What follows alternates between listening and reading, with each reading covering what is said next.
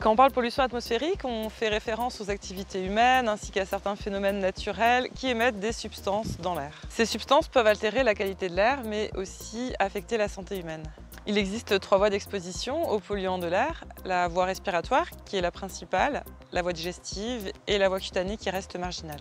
Les effets observés sur la santé sont fonction de la composition chimique et de la taille des polluants, de leur concentration dans l'air, de la durée d'exposition et donc de la dose inhalée, et enfin de la sensibilité de chaque individu. Les effets de la pollution peuvent être immédiats ou se révéler à long terme. On observe notamment des manifestations cliniques de type maux de tête, atteinte de la sphère ORL, troubles respiratoires, mais également la survenue ou l'exacerbation de pathologies respiratoires, cardiovasculaires ou neurologiques en lien avec la pollution de l'air. La pollution de l'air extérieur a été reconnue en 2013 comme cancérogène pour l'homme, d'après le Centre international de recherche sur le cancer. Le cancer bronchopulmonaire en est d'ailleurs de loin le plus mortel. Mais d'autres types de cancers semblent également être en lien avec l'exposition à la pollution atmosphérique et notamment le cancer du sein.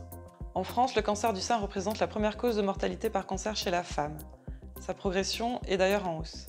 Contrairement au cancer du poumon, le lien entre pollution de l'air et cancer du sein n'est aujourd'hui pas clairement établi. Mais les experts s'accordent à dire que le mode de vie, les facteurs génétiques, les facteurs hormonaux ne suffisent pas à expliquer tous les cas recensés.